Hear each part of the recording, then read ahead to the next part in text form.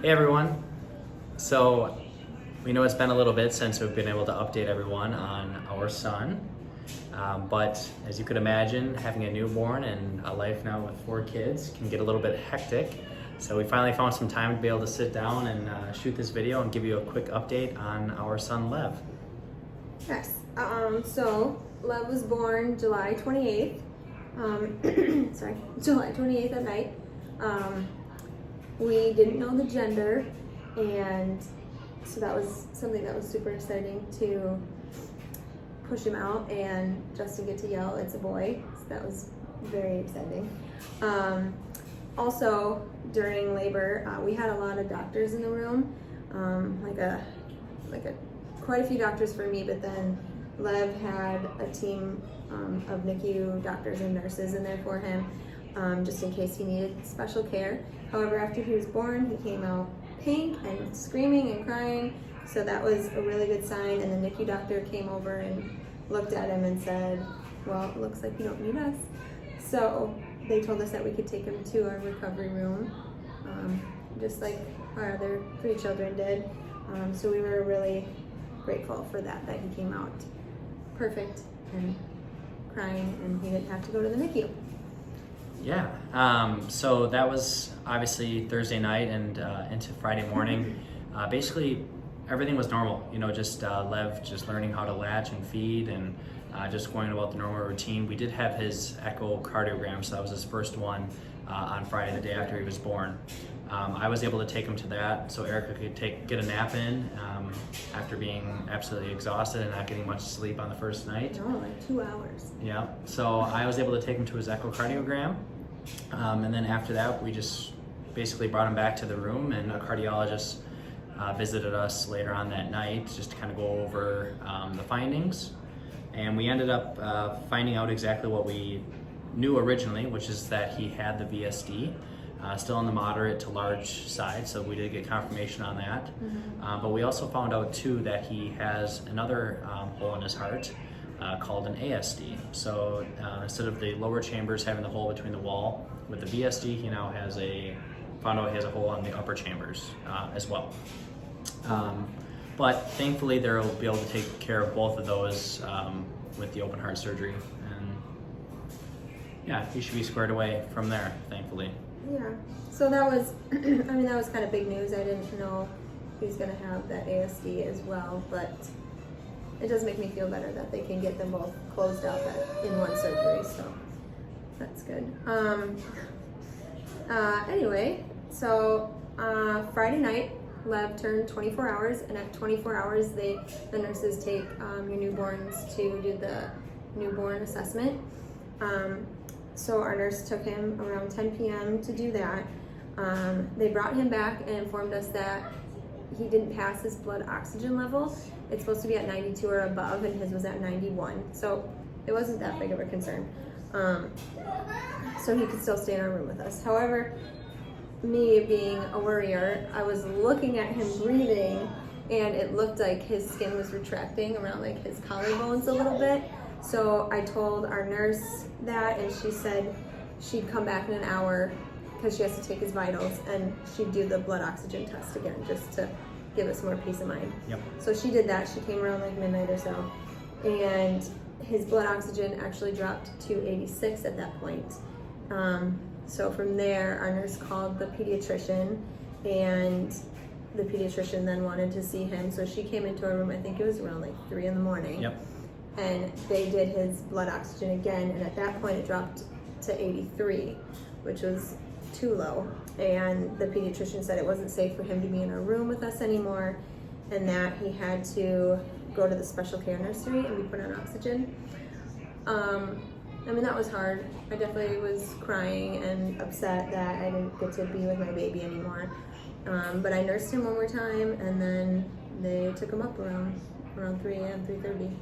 Yep. But yeah.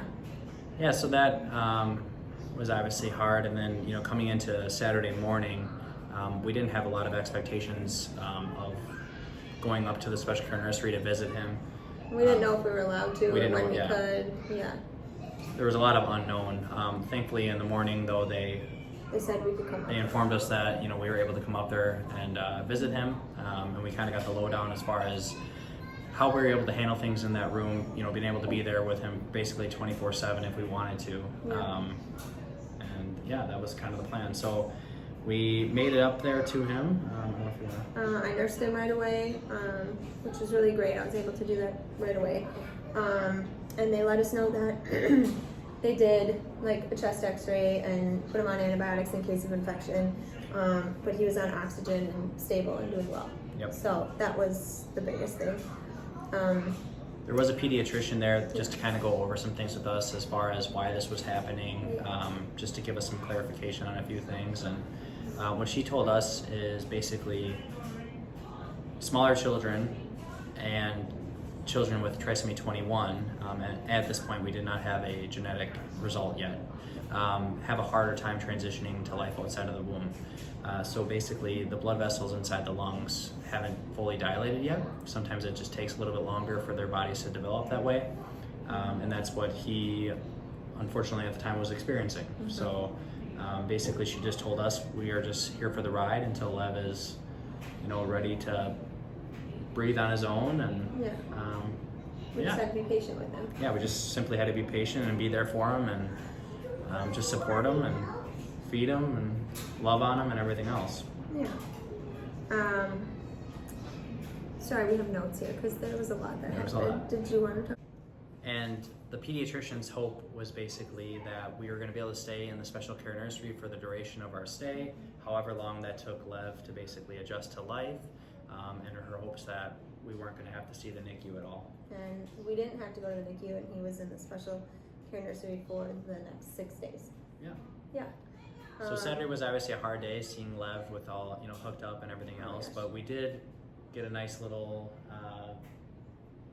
surprise later on. The kids were able to visit us. Oh, yeah. My brother was able to bring them, so we got to hang out with them for a bit. We got went outside and Because no kids were allowed in the nursery, no a lot of visitors. restrictions. So yeah, we met them out front at the hospital, and they were very excited.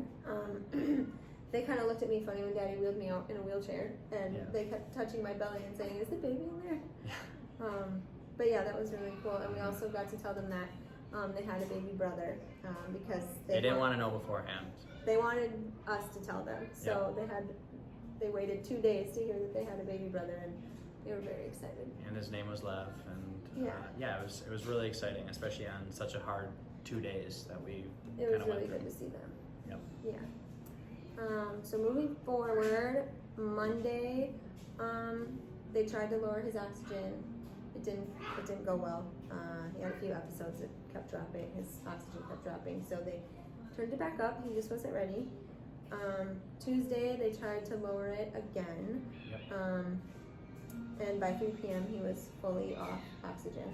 Yeah, we actually happened to went down for lunch at that time, and then when we came back, we went came in there in, by picked him him and up. picked him up, and All of a sudden, I looked at him and I'm like, oh my gosh, his oxygen tubes are off his mouth. And that was really exciting to see the little tube hanging on the wall and not on his face anymore. And yeah, so that was really sweet. By this point, we had our own little routine down. It was kind of like just every day was like the same. Like we kept saying that time stood still, but also moved like really fast while you're in there. So every morning, Justin would go get coffee at the cafeteria. He'd drop off my pump milk to the nursery. they did through the night. Yeah. You'd get breakfast, bring it back up. We'd get ready and then head back up to Lev. So we actually stayed in our recovery room the entire time. Yeah. And Because then, I was discharged as a patient. Correct. So then I just was checked in as a guest, but they said we were able to stay in our recovery room, and Lev was just 1 floor up. So it took like a minute to get up to him. Yeah. So I would wheel Erika in the wheelchair throughout the entire hospital. It was not nice though. He would try to he'd wheel me into like an elevator and then try to like sneak off of it. So I'm just like sitting there staring at the wall. Or he'd like leave me in really awkward spots, like in the cafeteria. And he'd just like leave me and people would be like, are you in line with this? I'm like, no, my husband just left me here. But it's a big hospital, and I was not ready to walk around that whole hospital. No. So You had to be wheeled. yeah, For sure. Yeah. But anyway, so anytime the nursery called us saying he was hungry, we would just pop back up. So that was pretty much our routine, was you being free. Yeah.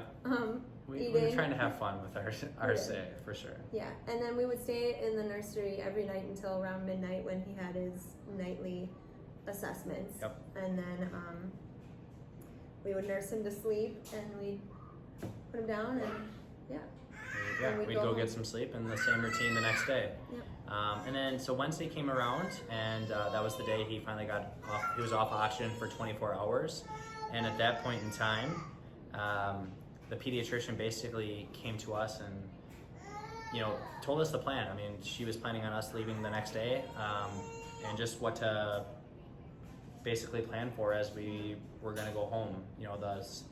Who to contact, who to be in contact with, who they were going to refer us to, as far as cardiology,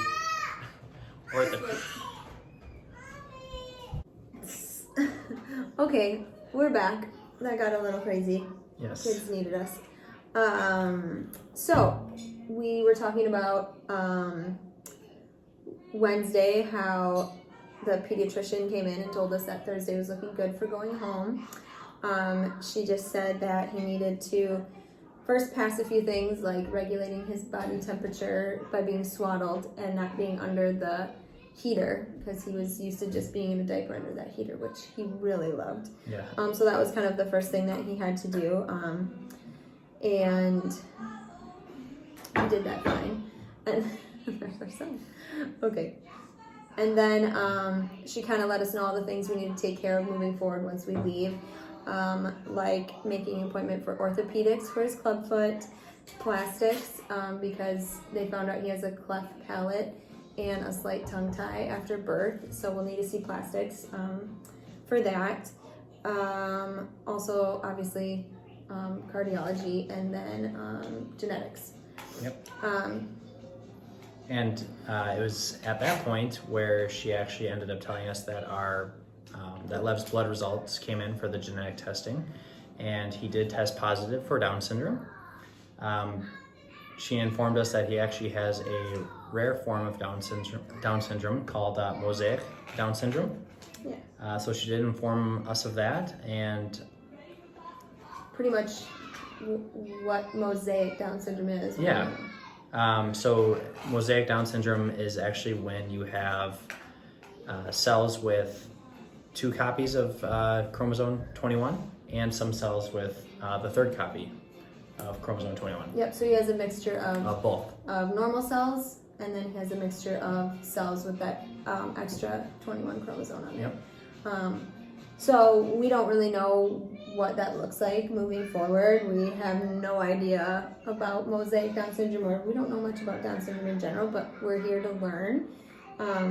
And we were very excited to just have concrete answers about our son. And he's going to have lots of resources. We have lots of help already. We're just excited to learn about him and help him as he grows and whatever he needs. And yeah we're really excited. Just a blessing to find out what he has, and it was just part of our buddy. Yeah. So Thursday, this was the day we finally got to bring Lev home. The first thing we had to do, he had to do a car seat test, which was basically just put him in his car seat, keep the monitors on, make sure it didn't stress him out too much and drop his levels, which it didn't. He did great.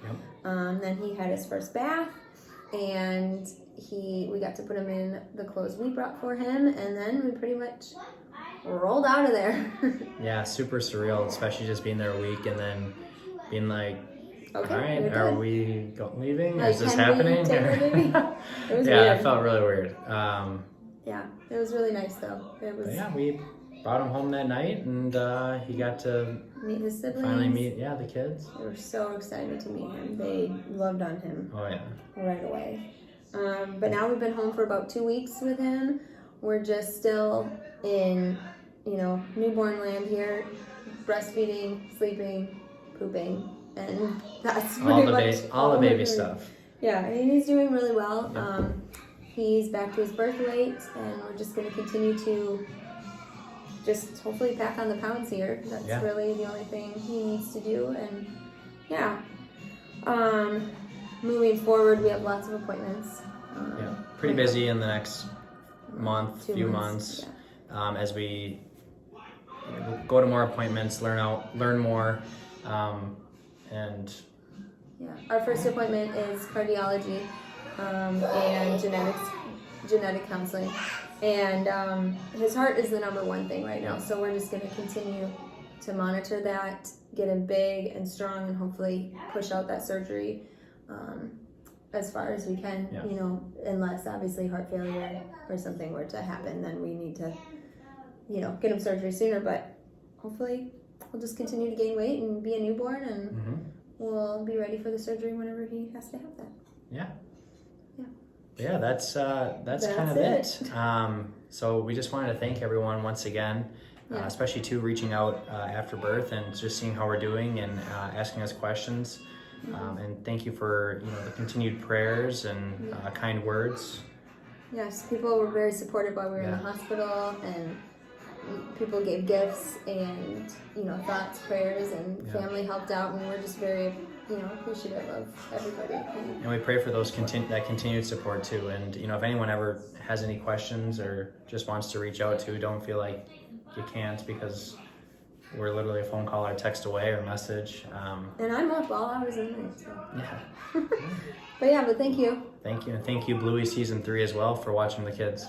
Oh my gosh. Yeah. Thank you, everyone.